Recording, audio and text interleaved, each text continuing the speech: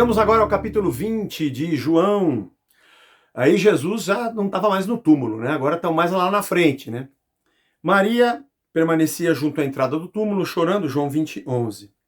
Enquanto chorava, baixou-se, olhou para dentro do túmulo e viu dois anjos vestidos de branco sentados, onde o corpo de Jesus fora posto à cabeceira e outro aos pés. Então lhes perguntaram: mulher, por que você chora? E ela respondeu: porque levaram meu Senhor e não sei onde o puseram. Tendo dito isso, voltou-se para trás e viu Jesus em pé, mas não reconheceu que era Jesus. E perguntou-lhe Jesus: mulher, por que choras? A quem procuras? Ela, supondo que fosse o jardineiro, respondeu: Senhor, tu tiraste? Dize-me onde o puseste e eu o levarei. Disse-lhe Jesus: Maria.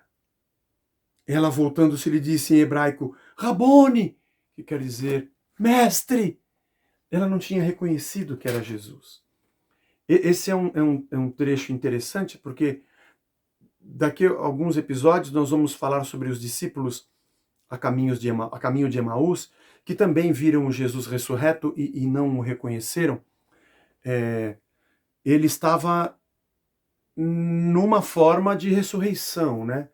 Era ele, vivo, ressurreto, vivo, mas não com a ânima de vida que temos, ou a animação de vida que temos, não com o sopro terreno, mas o eterno. Ele tinha os dois, o terreno e o eterno. O terreno como gente, o eterno como própria vida. Ele é a própria vida.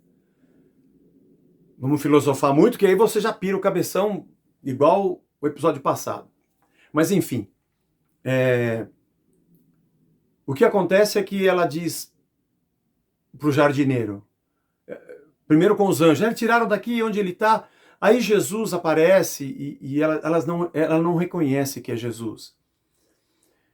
E pensando que era o jardineiro, diz: o senhor tirou ele daqui? Devia ser um jardineiro muito incrível, né? Porque o Jesus ressurreto, eu imagino, glorificado, como Pedro, Tiago e João viram lá na transfiguração. Lembra? Que Jesus se transfigurou, seu rosto resplandecia lá no monte. E eles temeram, caíram no chão, eles estavam vendo era Jesus, eles sabiam, eles subiram com Jesus, eles sabiam que era Jesus, mas era um Jesus diferente do Jesus que a gente está vendo todo dia, mas é Jesus, mas tem alguma coisa nesse Jesus que não é o Jesus terreno, mas é o Jesus terreno, mas não é o terreno, é o Jesus eterno. É o Jesus cujo corpo não acaba mais, que a matéria não envelhece. É o Jesus que não tem defeitos. É o Jesus que não degenera como o corpo humano.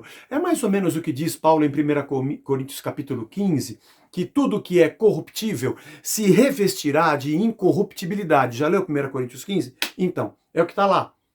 E aquilo que é mortal vai se revestir de eternidade. Qual vai ser a nossa aparência na eternidade, Zé? Bom, uma coisa vai ser muito legal, né? Vai ser incrível isso na eternidade. A gente vai ser sem pecado, sem degeneração, sem a morte, sem o fim, mas eternos.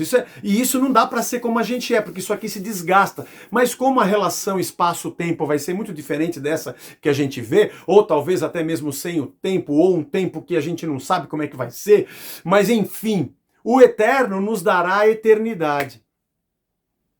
Elas estavam vendo um Jesus na eternidade, porém visível na temporalidade, e não reconheceram. Até que ele diz: Maria. Talvez o timbre da voz, o jeito carinhoso de dizer, a maneira. E ela diz, talvez fosse até uma maneira comum deles se cumprimentarem, né?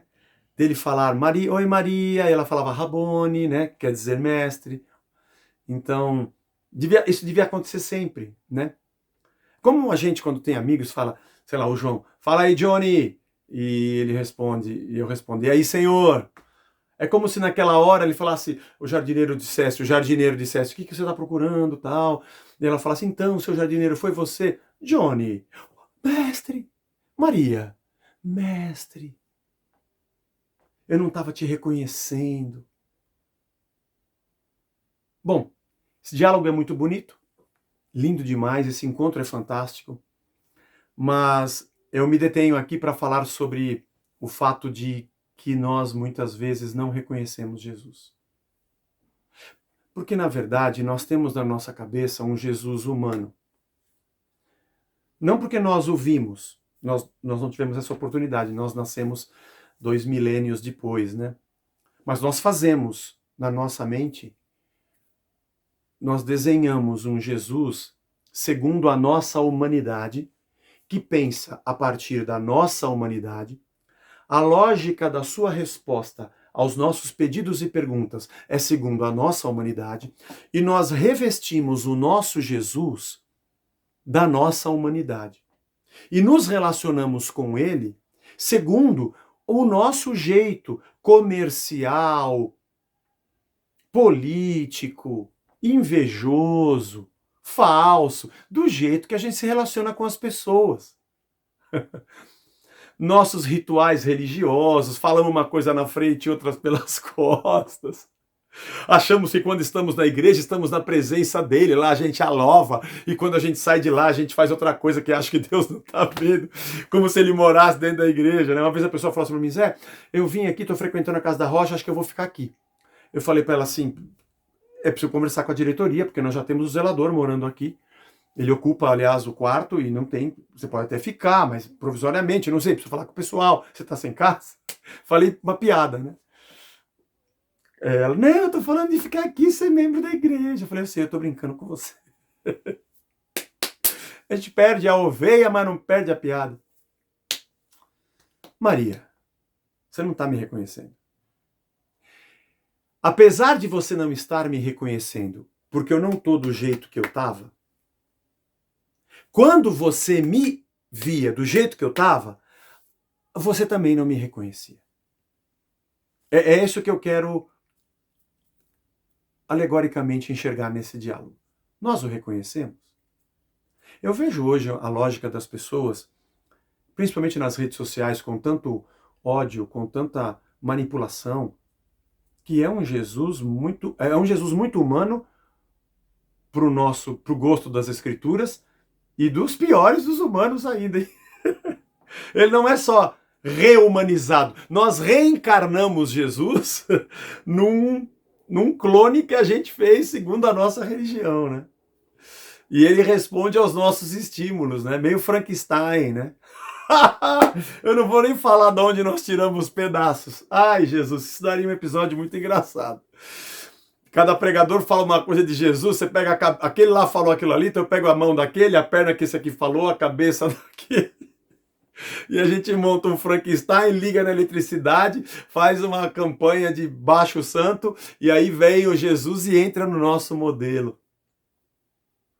Aliás, é a esse Jesus que quase sempre as pessoas se convertem. Elas se rendem ao anúncio de um Cristo que não é mais aquele.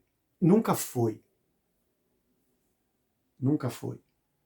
Mas agora a gente não só o reencarna, como o convertemos à nossa queda.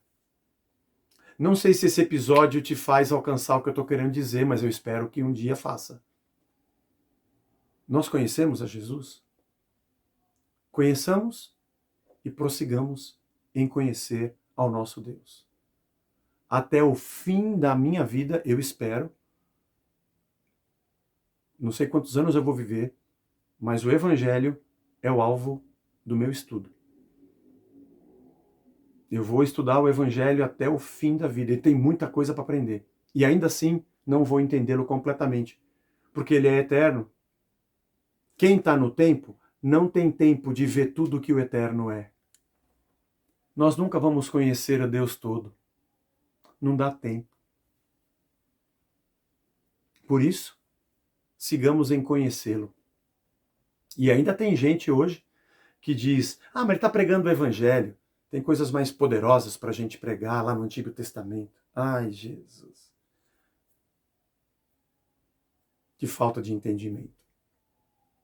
Aquele que já consumou tudo que estava para ser consumado é aquele que vai nos glorificar como ele é glorificado.